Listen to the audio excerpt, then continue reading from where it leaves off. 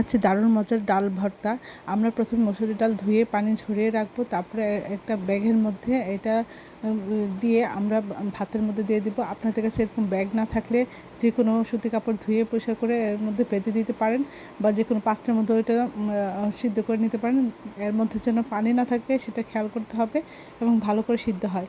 আমরা পরিমাণ মতো পেঁয়াজ, কাঁচামরিচ নিয়েছি এবং লবণ নিয়ে সব কিছু একসাথে চটকে নেব। তারপর ডালের সাথে সব কিছু একসাথে মিশিয়ে দিব। আর পরিমাণ মতো দিয়ে দিব 2-3 চামচ সরষের তেল। এখানে একটু বেশি সরষের তেল দিলে খেতে ভালো লাগে। আশা করি আপনি এভাবে এই রেসিপিটা একবার হলেও ট্রাই করবেন, তাহলে বুঝতে পারবেন এটা কতটা সুস্বাদু, কতটা টেস্টেড। তাহলে আপনারা রেগুলারই এই ভর্তাটা খেতে চাইবেন। সবাই আমার চ্যানেলটি লাইক করুন, শেয়ার দেবেন, সাবস্ক্রাইব করবেন, প্রিয়জনকে বেশি বেশি করে শেয়ার দেবেন।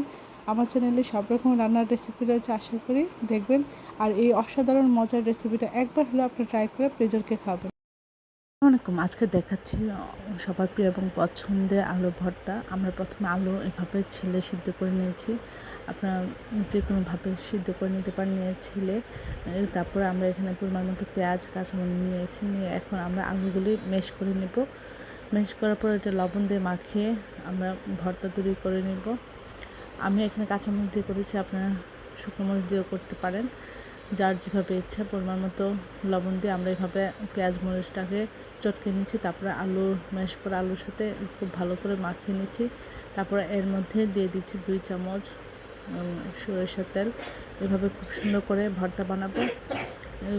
আর এই ভর্তাটা খেতে খুব অসাধারণ লাগে, সবার খুব ভালো লাগে, রুচির পরিবর্তন হয়। আশা করি সবাই এভাবে ট্রাই করবেন। সবাই আমার চ্যানেলটি লাইক করুন, শেয়ার দেবেন, সাবস্ক্রাইব করবেন, প্রিয়জনকে বেশি বেশি করে শেয়ার দেবেন। আমার চ্যানেলে সব রকম রান্নার রেসিপি রয়েছে, আশা করে দেখবেন।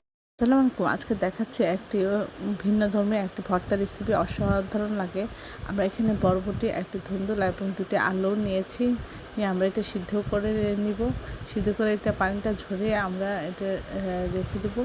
এই ভর্তাটা খেতে অসাধারণ লাগে। এই মজার ভর্তা রেসিপিটা পাওয়ার জন্য সবাই আমার চ্যানেলটি লাইক করুন, শেয়ার দেবেন, সাবস্ক্রাইব করুন, প্রিয়জনকে বেশি বেশি করে শেয়ার দেবেন। এখন সবগুলো সিদ্ধ হয়ে গেছে, আমি পানি ঝরিয়ে রেখেছি। পরিমাণ মতো পেঁয়াজ, কাঁচামরিচ নিয়েছি। আমরা সামান্য লবণ দিয়ে পরিমাণ মতো লবণ দিয়ে চটকে নিব পেঁয়াজ এবং কাঁচামরিচ। তারপরে এর সাথে আলু, বরবটি এবং ধুন্দুলটাও মেখে নিব। এখানে 2 চামচ মতো সরিষার তেল দিব। এটা খেতে অসাধারণ হয়েছিল। সরষের তেলটা দিলে এটা গ্রান এবং ফ্লেভার, টেস্ট দুটোই বেড়ে যায়। এভাবে আশা করি ভর্তা বানিয়ে খাবেন, প্রিয়জনকে খাওয়াবেন, দেখবেন কতটা সুস্বাদু হয়।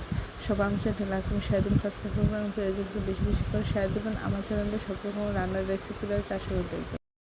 আজকে দেখাচ্ছি কচু ছড়ার ভর্তা, অসম্ভব মজার। আমরা প্রথমে এটা খুব ভালো করে ধুয়ে আমরা সিদ্ধ করতে দেব। সিদ্ধ হয়ে গেলে ছিলে আমরা এটা পরিমাণ মতো পেঁয়াজ, কাঁচামরিচ দিয়ে সামান্য স্বাদ মতো লবণ দিয়ে আমরা সব কিছু একসাথে চটকে দিব, অর্থাৎ মাখিয়ে নেব। তারপরে কচু ছড়াগুলো হাত দিয়ে এভাবে চেপে চেপে সবগুলি ভেঙে ফেলবো। তারপর মরিচ, পেঁয়াজ এর সাথে মাখিয়ে নেব। আর এর মধ্যে 2 চামচ দিয়ে দেবো সরিষার তেল। এইভাবে ভর্তা করলে এটা অসম্ভব মজা হয়। আপনারা আশা করি একবার হলে এই রেসিপিটি ট্রাই করবেন। এটা তরকারি খেতে যতটা মজা, ভর্তা আরও বেশি মজা। আশা করি এভাবে আপনারা একবার হলে এই রেসিপিটা ট্রাই করবেন। সবাই আমার চ্যানেলটি লাইক করুন, শেয়ার দেবেন, সাবস্ক্রাইব করবেন এবং প্রিয়জনকে বেশি বেশি করে শেয়ার দেবেন। আমার চ্যানেলে সব রকম রান্নার রেসিপি রয়েছে, আশা করি দেখবেন। আর এই রেসিপিটা একবার